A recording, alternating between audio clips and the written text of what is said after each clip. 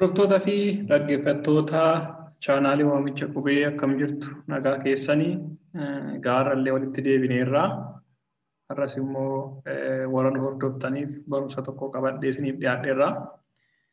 Egaa akkuma yeroo darbee walii wajjin ilaalletti kutaalee darban keessatti naannoo kutaa 5-6tti adda qoonnee waa'ee sirna tuqaalee ilaallee jirra.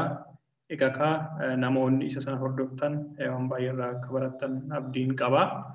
Qaama tokko sirna tuqaalee yoo shaakaltan qixa sirriidhaan afaan Oromoo keessatti fayyadamuu akka dandeessan asumaan dhaamuun barbaada.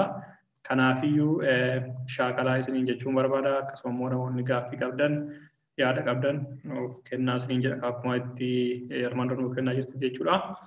Akkasuma immoo namoonni chaanaalii keenya haaraa taatan gara chaanaalii keenyatti nagaan dhuftanii egaa yoo jaallattan yoo isin barsa jettanii isin tole viidiyoon keenya nu hordofaa isiniin jenna. Akkasumas immoo chaanaalii keenya illee sabiskiraayib godhaa isiniin jenna. Warroonni immoo nu duukaa buutanii barachuu barbaadan barattoota keenya karaa garee telegiraamii waamicha qubee jedhu nutti dabalamuun ni dandeessu isiniin jedha. Egaa garuma barumsa har'aattan darbaa. Egaa barumsa har'aa keessatti akkuma yeroo darbee waa'ee sirna tuqaalee ilaalletti har'a immoo barumsa gosa biraa eegalla jechuudha. Mata duree haaraa eegalla. Mata duree kana keessatti kan waliin ilaallu gareewwan jechaa jedha.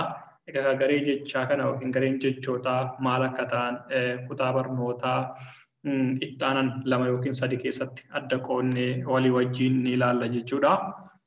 Egaa gareewwan jechootaa ilaaluun duratti jechi maal akka ta'e kutaa barnoota keenya darbe keessatti ilaallee turre duuba deebitanii viidiyoo keenya ilaaluu dandeessu. Achi keessatti jechi maal akka ta'e, jechi akkamitti akka uumamu, jechi maalirraa akka uumamu hamma tokko bu'uura isaa ilaallee turre achirraa waan baay'ee hubachuu hin dandeessanii. Egaa har'a waa'ee jechaa baay'een jedhu egaa hiika jechaa wanti jiru baay'een jiru. Kanan jechuu barbaade gara barumsa har'aattan xiyyeeffadha. Innis maalidha? Gareewwan jechaa yookiin afaan Ingiliffaa keessatti isa parts of speech isa jennu sana jechuudha. Egaa parts of speech kan jennu kun afaan Oromoo keessatti maal akka ta'e ilaalla jechuudha. Egaa akka walii galaatti afaan garaagaraa keessatti jechoonni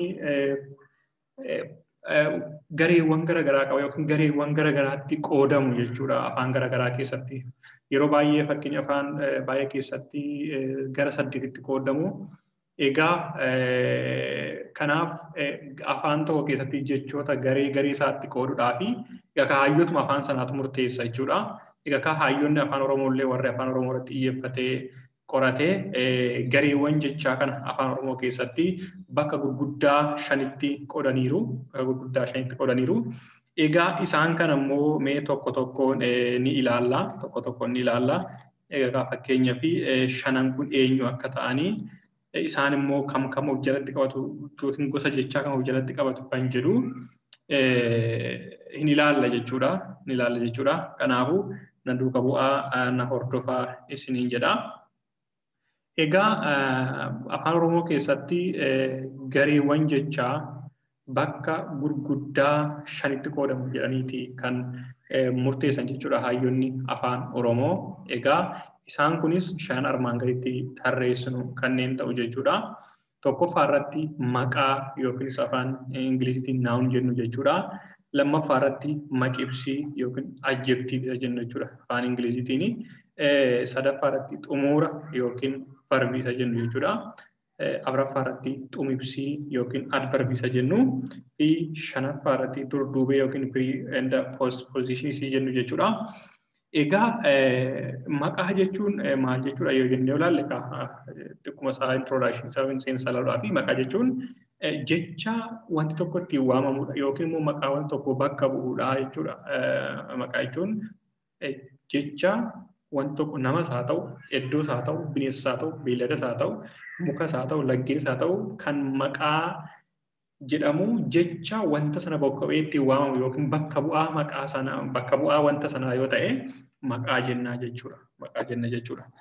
Inni biraa immoo xumibsi jechuun jecha maqaa booddee galuudhaan waa'ee maqaa sanaa ibsu jechuudha. Maqaa isaa sirriitti maal akka ta'e nuuf ibsa jechuudha. Fakkeenyaaf tolaan farda gurraacha bite yoo jennee farda gurraacha kan sun tolaan farda keessaa farda akkamii akka bite farda gurraacha bituusaa nutti himaa jechuudha. Egaa inni akkanaa kun immoo ibsa maqaa jedhama. Maqibsiin jedhamuun ibsa maqaarraa dhufee jechuudha. Jecha walitti qindaa'eeti maqibsii jedhamee maqi immoo ibsa maqaa kan jedhu jechuudha yommuu dheeressinee barreessinu. Sadaffaarratti xumura kan jedhu yeroo darbillee waa'ee himaa keessatti caasaa himaa keessatti ilaallee jirra. Egaa xumurri caasaa himaa keessaa gochi tokko akka raawwatame kan taasisu yookiin raawwatamuusaa kan nu ibsu xumura jennee jirra. Akkuma sani kaa hiikkan isaatti illee xumura kan jennu kuni gochi tokko raawwatamuusaa kan nuuf ibsu xumura jedhama jechuudha. Gochi tokko raawwatamuusaa kan nuuf ibsu jechuudha. Egaa gochi yoom raawwatame akkamitti raawwatame gosa garaagaraatti innaa garaagaraa keessatti ta'uu danda'a gochichi haa ta'u garuu xumurri gochi tokko innaa raawwatame gochi tokko raawwatamuusaa kan nuuf ibsu xumura jedhama jechuudha. Egaa afuraffaarratti xumibsii jechuun egaa akkuma maqaa ibsa maqaa jenne san illee kun ibsa xumuraa jechuudha. Kan xumura sana ibsa jechuudha. Kana jechuun immoo xumura dura galuudhaan xumura dura galanii waa'ee xumura sanaa nu ibsaa jechuudha. Waa'ee xumura sanaa nu ibsaa jechuudha. Fakkeenyaaf tolaan kaleessa yeroodhaan gale. Tolaan kaleessa yeroodhaan gale. Egaa asirratti galuunsaa xumuraa yeroodhaan kan jedhu sun immoo isa ibsa jechuudha. Yeroodhaan galuusaa yookiin ariitiidhaan galuusaa xumura sana keessatti daddafee galuusaa fi waan ta'e akka gochi suni yoom akka raawwatame ispeesifikaalii sirriitti gochicha akka nu ibsu jechuudha. Xumura dura gale jechuudha. Egaa ibsi maqaa booda gala ibsi xumura immoo xumura dura gala jechuudha. Akka kanatti waliin ta'a. Egaa durduuba jechuun immoo maal akka ta'e yeroo bira geenye ilaalla akka kanatti ibsuun irraa jechoota salaalletuma yeroo duuba bira geenye sirriitti walii wajjin ibsina jechuudha. Egaa afaan Ingiliffaa keessatti beektu pre and post position maal akka ta'an kan namoonni baratanii egaa afaan Oromoo keessatti durduubeen maal akka jedhu maal akka ta'e ilaalla jechuudha. Tokko yeroo bira geenye. Egaa mee gosoota yookiin gareewwan jechaa kana keessaa maqaa irratti xiyyeeffannee walii wajjin haa ilaallu meerra. Waa'ee maqaan ilaallaa. Egaa maqaan maal akka ta'e in ilaallaa. Akkasumas immoo maqaan kunis immoo qoqqoodama mataasaa qaba. Egaa innis garee mataasaa qaba. Egaa innis qoqqoonni walii wajjin ilaalla jechuudha. Kun immoo egaa waan tokko osoo hin jedhin kan bira darbu faayidaa barumsa kanaa jechuun waa'ee gareewwan jechaa kun maal nu fayyada jettee namoonni gaaffii ta'uufi. Egaa kun sirna seerluga afaanii keessatti qixa sirriidhaan namni tokko barreeffama isaa qixa sirriin akka inni caasaa isaa eegee barreessu ulaagaa isaa sirna tuqaalee isaa eegee akkasumas immoo akkaataa caasaa himaa eegee barreessu baay'ee fayyada jechuudha. Baay'ee murteessaadha. Osoo nu hordoftanii garumatti argitanii hammam akka fooyyoftan arguu dandeessu jechuudha. Akkamitti akka nu fayyada walii wajjin ilaallaa deemna jechuudha. Yeroo baay'ee dogongora baay'eetummaa karaa kanaa waan ta'eef. Dogongora baay'eetummaa keessattuu waa'ee maqaa kanaan fa'aa wal qabatee kutaalee maqaa yommuu ilaalle yookiin gosoota maqaa yommuu ilaalle isiniif galuu danda'a. Akkasuma immoo waa'ee ibsa maqaa irratti ibsa xumura waa'ee xumura irratti waa'ee durduuba irratti tokko tokkoon gaafa ilaalle hammam akka isin fooyyoftan ilaaluu dandeessu jechuudha. Kanaafuu faayidaa baay'ee qaba. Egaa waa'ee faayidaa isaa osoo hin jedhin darbuufaniif akka sanitti akka hubattaniifani maaliif al tokko tokko wanta faayidaa hin qabne akkamitti dhaggeeffanna faayirootti jettee jiraachuu danda'a. Faayidaa guddaa qaba. Namni afaan Oromoo sirriitti baruu barbaadan seerluga isaa qixa sirriidhaan afaan Oromoo dandeettii dubbachuu keessan osoo hin taane dandeettii barreessuu keessan guddisuu barbaadan qixa sirriidhaan seerluga afaan Oromoo guuttanii barreessuu barbaadan hordofaa isiniin jenna hin bartu jechuudha. Atleast maal akka ta'e hubattu sana booda faarizar keessan illee sirriitti guddifachuu dandeessu jechuudha waa'ee dandeettii isaa. Egaa maqaa jechuun ittiin waamama namaa ta'uu danda'a, beelladaa ta'uu danda'a, iddoo ta'uu danda'a, meeshaa ta'uu danda'a, yaada waan tokko ta'uu danda'a, kan biroo baay'ee jira jechuudha. Kanaafuu maqaan ittiin waamama wantoota akka kanaati jechuudha. Itti waamama namaa ta'uu danda'a, nama itti waamama ta'uu danda'a, beellada ta'uu danda'a, iddoo, meeshaa waan garaagaraa jechuudha. Egaa maqaan maaliif oola? Wantoota kanneen waamuudhaaf oola jechuudha. Fakkeenyaaf amma nama waamuudhaaf maqaatti fayyadamna. Beellada waamuudhaaf maqaatti fayyadamna. Iddoo maqaatti fayyadamna. Meeshaa waan yaada garaagaraa jechuudha. Egaa keessattuu waan akka layyaa yookiin abistiraaktii jennu kanneen fa'aa waamuudhaaf yookiin itti moggaasnee adda adda baafachuudhaa fi maqaa kennineef itti fayyadamna jechuudha. Egaa inni kuni maqaa jenna.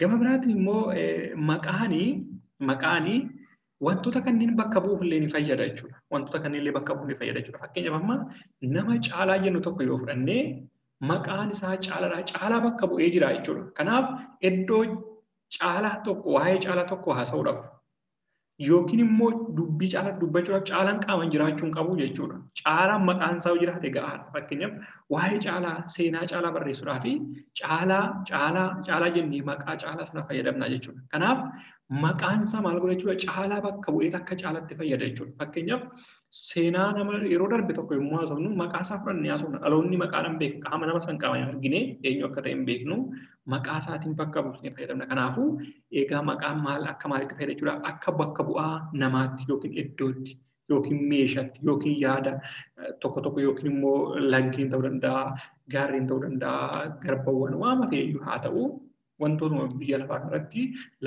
maqaa qaban hunda isaaniiyyuu kan bakka bu'ee danda'u maqaadha jechuudha. Maqaan bakka bu'ee wantoota kanneeti jechuudha. Egaa kuni amma hiikaa maqaatti dubbachuudha yookiin immoo maqaan maal akka ta'e hanga tokko akka isiniif ifuudha fi egaa mee fakkeenyaaf yoo ilaalle amma maqaa nama bakka bu'ee jenne fakkeenyaaf tufaa yoo jenne tufaan amma nama bakka bu'ee tufaa sun tufaa sanaa bakka bu'ee jira jechuudha. Maqaa tufaa yoo sanaa tufaan nama keessa immoo kan akkamii akka ta'e akkasitti jechuudha. Fakkeenyaaf barcuma yoo jenne meeshaa bakka bu'ee jechuudha. Barcumaan amma gosa meeshaati. Gosa meeshaa keessaa barcumaa kan ta'e sana bakka bu'ee jechuudha. Akkasuma fakkeenyaaf birbisa yoo jenne kan muka bakka bu'ee jechuudha. Gosa mukaa keessaa. Fakkeenyaaf amma namni tokko birbisa yoo jette waan ta'eef muka keessaa kam akkamii akka ta'e namuyyuu hin beeka. Barcumaa meeshaa keessa kan akkamii akka ta'e. Egaa tufaallee nama keessaa nama beeknu yoo ta'e tufaan akkamii akka ta'e hin beekna jechuudha. Egaa maqaan kun immoo maqaan tufaa barcumaa birbisa immoo gosoota maqaatti qoonnee gaafa adda nuuf ba'a jechuudha. Maaliif tufaa kan jiru naannoo tokkotti beekamuu danda'a. Barcumaa kan jiru bakka baay'eetti beekamuu danda'a. Birbisa kan jiru bakka baay'eetti beekamuu danda'a. Kanammoo maal akka ta'e booddee akkaataa qoodama maqaatti yoo adda qoonnee ilaalle ni hubattu. Egaa mee gosoota maqaa walii wajjin ilaalla. Egaa gareen jechootaa 5 jennee jirra. Gareen jechootaa san keessaa inni tokko maqaadha jennee jirra. Egaa maqaan kunis immoo qofaa isaatti qoqqoodama mataasaa qaba jechuudha. Qoqqoodama mataasaa maqaa kanaayyuu gosa adda addaatti qoonnee walii wajjin ilaalla. Egaa maqaan bakka 5tti qoodama akka seerluga Afaan Oromootti. Maqaan hayyoonni afaanii bakka gurguddaa 5tti qoodan. Egaa isaan kunis fakkeenyaaf tokkoffaarratti maqaa dhuunfaa yookiin matayyaa kan jedhu maqaa dhuunfaa yookiin matayyaa jedhama tokkoffaarratti. Lammaffaarratti maqaa gamtaa collective name jenna jechuudha afaan Ingiliffaatiin. Akkasumas immoo sadaffaarratti maqaa dimshaashaa jenneeti kan qoonnu jechuudha. Afuraffaarratti maqaa meeshaa jenneeti. Shanaffaarratti maqaa killayyaa yookiin icciitii jenneeti. Egaa maqaa dhuunfaa jechuun maal jechuudha? Maqaa gamtaa jechuun maal jechuudha? Maqaa dimshaashaa jechuun maal jechuudha? Maqaa meeshaa, maqaa killayyaa yookiin icciitii jechuun maal jechuudha kan jedhu tokko ilaalla akkasiniif galutti jechuudha. Fakkeenya wajjin fudhannee amaloota isaanii wajjin maaltu adda isaan godha? Maaltu maqaa dhuunfaa gamtaarra ta'udha? Gamtaa dimshaasharraa, meeshaarraa, killayyaa yookiin icciitirraa maaltu adda godha jennee tokkoon hin ilaalla jechuudha. Yeroo sana immoo sirriitti isiniif hubatamaa jedhee tayyaadha. Egaa maqaa dhuunfaa yoo jennu akkuma maqaa isaarraa hubannutti hubachuu hin dandeenya. Maqaa dhuunfaa jechuun kan wanti tokko dhuunfatti qofaa isaatti mataa isaatti waamamudha. Egaa maqaa gamtaa jechuun immoo kan wantoonni garaagaraa ta'e gamtaatti giruuppidhaan yookiin immoo gareedhaan barattootatti waamamanidha. Maqaa dimshaashaa inni jennu kun immoo dimshaashatti kana amma gamtaa kana caalaa bal'aadha jechuudha. Dimshaashumatti walitti qabaatti kan ittiin waamamanidha. Maqaa meeshaa jechuun gosoota meeshaa keessaa kan maqaa meeshaa itti waamamudha. Killayyaa yookiin icciitii kan jedhu immoo abstract jenna jechuudha. Yeroo baay'ee isaan kun maqaa amaloota irratti xiyyeeffatanidha. Mee tokkoon ilaalla yeroo san nubatti fayyaadha. Jalqaba irratti mee maqaalee dhuunfaa yookiin matayyaa ilaallu. Maqaalee dhuunfaa yookiin matayyaa ilaalla. Egaa maqaalee dhuunfaa yookiin matayyaa kan jedhan akkuma jalqabatti jedhee maqaa dhuunfaa yookiin matayyaa kana jechuun kan jedhaman maqaa namni yookiin iddoon yookiin wanti dhuunfatti wanti tokko wanta ta'e yoo ta'u yaada wanti tokko yoo ta'e dhuunfatti yookiin mataatti ittiin waamanidha. Maqaa dhuunfaa jechuun kan namas haa ta'u, wantoota biraas haa ta'u, dhuunfaatti mataa isaaniitti kan ittiin waamamanii maqaa dhuunfaa jedhama jechuudha. Maqaa dhuunfaa jedhama. Kan dhuunfaa isaaniitti ittiin waamaman. Kana jechuun wanta tokko qofa bakka bu'a jechuudha maqaan sun. Dhuunfaa isaatti qofaa isaatti bakka bu'a jechuudha. Qofaa isaatti. Mee fakkeenya fudhannee ilaallu. Mee caalaa haa jennu. Caalaa. Amma kan maqaan caalaa jedhamu maqaa caalaa jedhamu maqaa dhuunfaa nama tokkooti. Caalaan dhuunfumatti itti waamama yookiin obboleessaan dabalatu, obboleettisaan dabalatu, maatisaan dabalatu. Dhuunfuma isaatti caalaan maqaan kama isaati jechuudha. Dhuunfuma isaatti qofaa isaatti caalaan itti waamama. Kanaafuu maqaa dhuunfaati isa maqaa akka kanaa kana jechuudha. Maqoota kanaa maqaa dhuunfatee. Fakkeenya daraartuu illee yoo jenne akkasuma. Daraartuu illee jennee daraartuu maqaa dhuunfaa jechuutti itti waamamtu. Egaa namni maqaa kana qabaatu kan biraa jiraachuu danda'a. Sanii miti ilaalaa jiru sun dhuunfaa heetti maqaan kun kan bakka bu'u daraartuudha jechuudha. Dhuunfaadhaan ittiin waamamtu maqaa kana. Ittiin waamamtu dhuunfaadhaan. Kanaafuu akka sana fakkeenyaaf maqaa waddeessaa ilaalle waddeessi mukkeen baay'ee jira. Mukkeen gosa hunda keessaa kan addatti waddeessa jedhee waamamu tokko qofa jechuudha. Fakkeenyaaf ejersi waddeessa jedhee waamamuu danda'u yookaan laaftoon yookaan hidheessi yookaan immoo biqiltuun gosa biraa waliin sun waddeessa jedhee waamamuu danda'u. Waddeessi dhuunfuma isaatti maqaa kanaan ittiin waamamu. Kanaaf maqaa kanaan maqaa dhuunfaa jenna jechuudha. Fakkeenyaaf Jimma. Jimma fudhanne Jimmi magaalaa tokko adda isaatiitti waamama jechuudha. Finfinnee Jimma inni waamuu dandeenyu Adaamaa Jimma yookiin immoo Jimma sana fuunee maqaa biraatti miti. Dhuunfuma isaatti Jimma qofa ittiin waamna jechuudha. Kanaafuu Jimma kan jedhu dhuunfaa magaalaa dhuunfaa naannoo sana yookiin immoo godina sana haa ta'u yookiin magaalaa sana haa ta'u maqaa dhuunfaatti iddoo sun ittiin waamamudha jechuudha. Gibee fakkeenyaaf laga keessa laggeen jiran keessa gibeen laga gibee jedhu dhuunfaatti gibee jedhee akkasitti itti waamama. Kanaafuu maqaalee akka kanaa jedhanaan maqaalee dhuunfaatti wantoonni qofaatti yookiin mataa itti waamaman kuni maqaalee dhuunfaa jennaani jechuudha. Maqaalee dhuunfaa jennaani jechuudha. Egaa maqaalee dhuunfaa kana immoo seerluga afaan Oromoo keessatti kan adda isaan taasisu maqoota biraarraa jechuudha. Maqoota biraarraa adda kan isaan taasisu dhamjecha oota jedhu fudhatanii baay'inaan agarsiisan. Dhamjecha oota jedhu fudhatanii baay'inaan agarsiisan. Asirratti seerluga afaan Oromoo keessatti maqaalee dhuunfaa maqaalee biraa irraa kan adda isaan taasisu baay'ina agarsiisuuf dhamjecha oota jedhu hin maxxanfatan jedha. Asirratti waan tokko yeroo baay'ee namoonni akka itti dubbatama kanatti gargar maaliif hin maxxanfatan kan jedhu namni akka poozitiivatti yaada sirriitti yaada ni maxxanfatu yeroo fudhatantu jira. Kana jechuun maal jechuudha? Hinii kana yeroo baay'ee dogongoratti fayyadamna. Fakkeenya hiniin kun kan galu yaada nageetifa ta'e qofaaf yookiin yaada faallaa kan isa hin ta'a jedhame sanaa hin ta'u kan ta'u agarsiisu jedhanii akka hin taane kan agarsiisu. Fakkeenyaaf amma ni osoo hin jedhee ni maxxanfata jechuudha. Ani garuu hin jedhee hin maxxanfata. Kanaafuu namoonni baay'een barreeffama keessatti hinii kana akka poozitiivaatti fayyadamu. Kanaafuu asitti of eeggannoo gaafata isaan kun isheen kun yaada nageetifaa qofa agarsiisi. Kanaafuu asirratti hin maxxanfatan jechuun hin fudhatanii jechuudha. Kana jechuun oota dhamjecha oota yookaan ofitti fudhachuu hin danda'an. Ofitti fudhatanii baay'ina agarsiisuu hin danda'an. Ofitti fudhatanii baay'ina agarsiisuu hin danda'an. Egaa kanatu adda isaan taasisa jechuudha. Maqoota dhuunfaa adda isaan taasisu kana mee fakkeenyaaf ilaalla. Mee fakkeenya kana fudhaa. Jimma jennee maqaa dhuunfaati maqaa magaalaa tokkooti inni jira. Jimma kan jedhu kuni baay'ina agarsiisuu hin dandeenyu. Maaliif jimmi takkittii qofa dhuunfaadha akka jimmoota jechuu hin dandeenyu. Jimmoota jechuu hin dandeenyu.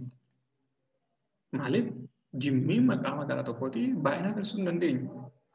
Akkasuma fakkeenyaaf caalaa yoo fudhanne caalota hin jedhamu. Caalota hin jennu maaliif caalaan tokko maqaa dhuunfaati. Caalaan kan biraa jiraachuu danda'a. Sanammoo tarii akkaatiitti baay'ina keessa danoomsuu dandeenyu kallattiin biraa jiraachuu danda'a. Boodleessitti agarsiisa. Ta'us garuu maqaan caalaa kun nama tokko waan ta'eef caalota jechuu hin dandeenyu. Kanaafuu akka kanatti maqaalee dhuunfaa kan akka adda isaan godhanii baay'ina agarsiisuudhaaf dhamjecha oota jedhu tasuma fudhatan jechuudha. Tasuma fudhatan. Kanaafuu akka kanatti adda isaan baasna yookiin amala kanatu adda isaan taasisa jechuudha maqaalee dhuunfaa kana. Kanaafuu egaa seerluga afaan Oromoo keessatti maqaata dhuunfaatti maqaalee dhuunfaa kan jedhamu kanatti dhamjechita baay'inaa oota jedhu maxxansuun tasuma dhorkadha jechuudha. Hin ayyamamuusi seeras miti hin jedhamus jechuudha. Seerlugaan ala ta'a jechuudha. Kanaaf akka sanatti akka hubattaniin barbaada jechuudha asirratti. Egaa kan immoo al tokko darbee maqaaleen dhuunfaa kuni danoomatti yommuu fakkeeffamantu jira. Garuu danooman isaan akkuma hin jedhe jalqabatti danoomuu hin danda'an. Dhuunfaadha waan ta'eef dhuunfaa jechuun immoo tokko maqaaleen tokko waan tokko dhuunfaa itti waamuudha waan ta'eef danoomuu hin danda'an. Haa ta'u garuu immoo danooma agarsiisuudhaaf yookiin wantoota isaan faana jiru isaan wajjin danooma qabu agarsiisuudhaaf dhamjecha faa jedhu yeroo xuphatantu jira. Dhamjecha faa jedhu fakkeenyaaf caalaan faa dhufan amma isheen faatuun dhamjecha faatuun kan galtee fi caalaa lama caalaa sadii agarsiisuuf miti. Caalaa bira namoonni biraa jiru. Caalaan fakkeenya nama 3-4 ta'ee dhufe jechuudha. Kanaafuu caalaa keessaa beekna yoo ta'e yookiin caalaa keessaa maqaa dhoofnee isa wajjin danoomni biraa namoonni biraa jiraachuu agarsiisna yoo ta'e caalaan faa dhufan jenna. Caalaan faa. Egaa amma caalatu 2 ta'e 3 ta'e caalaa baay'isne yookiin caalaa danoomsine miti. Kanaaf kan isa wajjin jiru namoonni jiraachuu danoomna agarsiisuudhaaf caalaan faa dhufan jennee akka sanatti al tokko dhamjecha kana itti fayyadamuu dandeenya yookiin immoo ittuma buunee caalaa jennee caalaa yookiin abdataa akkasuma moona jennee maqaa namoota sirreessuu dandeenya yookiin immoo kanatti namoota san maqaan beeknu yoo ta'e yookiin namoota caalaa hojii keessan maqaa isaanii adda baasnee beeknu ta'e caalaan faa dhufan jennee akka sanatti danooma isa waliin jiru agarsiisna malee caalaa danoomatti jechuudha. Kanaafuu maqaaleen dhuunfaa kunniin danoomuudhaaf danoomsuu isaanii rakkisaa jechuudha dhuunfaa waan ta'aniif. Egaa mee gara lammaffaatti deemna immoo gosoota maqaa keessaa maqaa gamtaa. Maqaa dhuunfaa ilaalleerraa maqaa dhuunfaa yookiin mattayyaa maal akka ta'e ilaallee jira. Hubattanii jechuudha yaada kan akkamii akka ta'an namaaf gala salphumatti. Lammaffaa irratti immoo maqaalee gamtaa kan jedhama ilaallu. Maqaalee gamtaa. Maqaalee gamtaa kan jennu immoo kan akkamiiti? Maaltu dhuunfarraa adda isaan godha? Yookiin immoo fuulduratti kan ilaallu dimshaasharraa maaltu adda isaan godha jennee ni ilaalla jechuudha. Egaa maqaalee gamtaa kan jedhamanii kan wantoonni amala wal fakkaataa qaban. Ishee kana sirriitti akka jala sirriitti hin barbaada. Wantoonni amala wal fakkaataa qaban bakka tokkotti kan ittiin waamaman maqaa gamtaa jedhama jechuudha. Wantoonni amala wal fakkaataa qaban addunyaa kamirraa yoo jiraatanii amala wal fakkaataa qaban yoo ta'e maqaa gamtaatiin waamamu jechuudha. Maqaa gamtaa kanaanii waamamu jechuudha. Maqaa gamtaa kanaan waamamu. Mee fakkeenya fudhannee ilaallaa. Fakkeenyaaf muka fudhadhaa muka. Amma mukkeenii amalli isaanii wal fakkaata. Egaa isaanii biqiltuudhaa baala qabu, jirma qabu, maalii qabu, firii qabu, amala baay'ee wal fakkaataa qabu. Kanaafuu bakkuma tokkotti qabnee muka jennaan jechuudha. Eessayyuu haa jiraatu gosa muka gosa fe'iyyuu haa ta'u biyya fe'iyyuu haa jiraatu walumaa qabatti muka jenna jechuudha. Muka jenna jechuudha. Gamtaatti waamamu. Gamtaadhaan muka jennee akka kanatti waamna jechuudha. Muka jennee akkanatti waamna. Egaa inni kuni maqaa gamtaa jedhama. Hoolaa. Fakkeenyaaf immoo hoolaa yoo jennu hoolaan baay'eedha. Hoolaa 100,000 ta'uu danda'a. Garuu hoolaan amalli isaa wal fakkaataadha. Kanaafuu hoolaa jenna walumaa galatti. Adda addatti maqaa dhuunfaa qabaachuu danda'u. Adda addatti maqaa dhuunfaa namni maqaa dhuunfaa dhuunfaatti moggaasuu danda'a. Yookiin halluu garaagaraa qabaachuu danda'u. Garuu amala wal fakkaataa waan qabneef walumaa galatti hoolaa jennee maqaa gamtaa kan jennu jechuudha. Lagoota baay'ee jira. Akkaataan isaanii wal fakkaatu. Lagni hundumtuu bishaan qaba. Akkas amala baay'ee wal fakkaataa qabu. Kanaaf laga jenna walumaa galatti. Saree yoo jennan fakkeenyaaf saree walumaa galatti walitti qabnee saree jennee maqaa gamtaati. Nama yoo jennu fakkeenyaaf nama garaagaraa jira. Bifa garaagaraa jira. Garuu namni namummaa isaatiin nama waan ta'eef akka amala wal fakkaataa waan ta'eef garee tokkotti ramadamanii maqaa gamtaa jedhanii nama jedhamee waamamu. Farda kan jedhullee akkasuma jechuudha. Egaa biyya kan jedhullee fakkeenyaaf biyyoota baay'ee jira. Egaa biyyoota kan jedhu kanallee biyya kan jedhu kanallee biyya kanaa jennee adda addatti osoo hin taane walumatti biyya jenne kan maqaa dhuunfaa qabu isaa fakkeenyaaf amma biyya London yoo jenne London biyya tokkodha. Hoolaandii yoo jenne biyya tokkodha. Maqaa dhuunfaa mataa isaanii qabu garuu walumatti gamtaan immoo maqaa biyya jedhu waamamu jechuudha. Biyya jedhu waamamu. Harmee yoo jenne fakkeenyaaf harmee kan nama feesoo ta'ee walumatti harmee jedhamee waamamu. Harmeen nama kamiyyuu dhuunfaatti maqaa isaanii qabaachuu danda'u garuu egaa wantoonni akka kanatti waamaman maqoonni akka kanatti walitti dhufanii gamtaadhaan waamaman maqaawwan gamtaa jedhamu jechuudha. Maqaawwan gamtaa jedhamu. Egaa ammallee maqaawwan gamtaa kana immoo amala adda isaan taasistu jira jechuudha. Yookiin amala ittiin beekaman qabu gosoota maqaa keessaa isaan kun immoo gosoonni maqaalee gamtaa kuni adda akka isaan taasisu dhamjechoota akka ota, lee, waa'ee, naa yookiin olii akka kanatti dhamjechoota kaaseen kuni dhamjechoota akka kanaa fudhachuudhaan yookiin kan biroos fudhachuudhaan maal agarsiisu? Baay'ina yookiin danoomuu agarsiisu jechuudha. Baay'ina yookiin danoomuu agarsiisu. Baay'ina kana namoonni baay'een baay'ina jedhu, namni kan baay'ina jedhu ani kan loqoda lachuutu fayyadamee barreessira kana qabu natti fakkaata. Hiikan isaa tokkuma. Kanaafiyyuu dhamjechoota akka kanaa fudhachuudhaan maal agarsiisu jechuudha? Danoomaa agarsiisu jechuudha. Kanatu immoo adda isaan godha. Maal jenne maqaan dhuunfaa akka kanatti dhamjechoota yoo fudhatanii baay'achuu hin danda'an jenne garuu kan gamtaa adda isaan godhu kana yoo sun ta'an dhamjechoota baay'isuu danda'an baay'ina yookiin danooma agarsiisuu danda'an kan biraa fudhatanii baay'ina agarsiisuu ni danda'u jechuudha. Kanatu adda isaan taasisa jechuudha. Kanaaf isaan kuni amaloota isaan qaban keessaa amala isaa adda isaan taasisudha jechuudha. Kan maqaa biraarraa yookiin amala mataa isaaniiti jechuudha. Egaa kan biraas gosti maqaa biraa kanatti fudhachuu hin danda'a. Hin fudhatu jechaan jiru fudhachuu hin danda'a. Garuu isaan kun amala isaanii tokko jechuudha. Amala isaanii tokko amala akka kanaa qabu jechuudha maqaalee gamtaa kan jedhu kun. Fakkeenyaaf yoo ilaalle biyya jennee biyyoota jechuu dandeenya. Maaliif baay'inni biyyootaa baay'eedha waan ta'eef tokko qofaan akka maqaa dhuunfaasan. Hoolaa jennee hoolota jechuu dandeenya. Dhamjecha ootaa jennee si dabalatee kun gosoota dhamjechaa kana biyyoota kan jedhu oolama kan qabutti fayyadamnee hoolaa kan jedhu immoo ootoo kan qabutti fayyadamnee kun seera dhamjechaa keessatti yoo birsagni jalqaba dhufu sun jechuudha birsagaa dhamjichatti maxxanfatu sanitti dursee dhufu yoo sagalee dheeraa ta'e isa oolama qabu fayyadamna.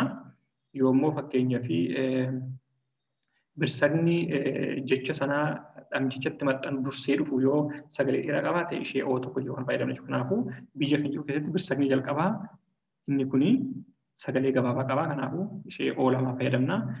Jechuma kana keessatti oolaa jiru keessatti immoo birsagni inni birsaga dhamjicha maxxanfatutti dursee dhufu sagalee dheeraa qabaate oo ishee tokko kan fayyadamne jechuudha. Kan akkasitti adda baafachuu dandeessu.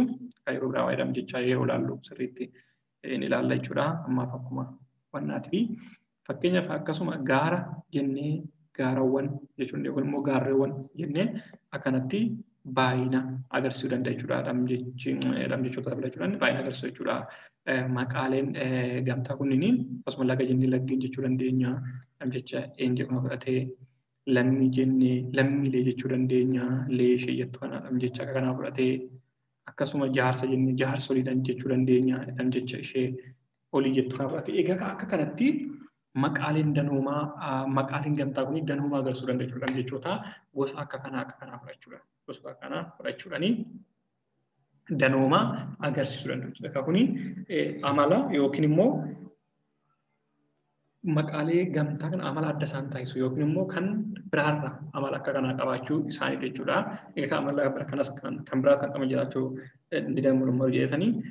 Egaa barumsichi kanatti waan dheeratuuf kutaa kana asumatti xumuraa. Egaa kutaa 25ffaa barumsi keenyarraa kutaa 25ffaa marsaa isaa tokkoffaa kanumaan xumuraa maaliif akkasitti dheeranne akka nuufnee fi itti fufnee kutaa barnoota 26ffaa marsaa lammaffaa barumsa kanaa keessatti gosoota maqaa hafan ni ilaalla. Akkasumas immoo gosoota yookiin gareewwan jechaa hafanillee ni ilaalla jechuudha.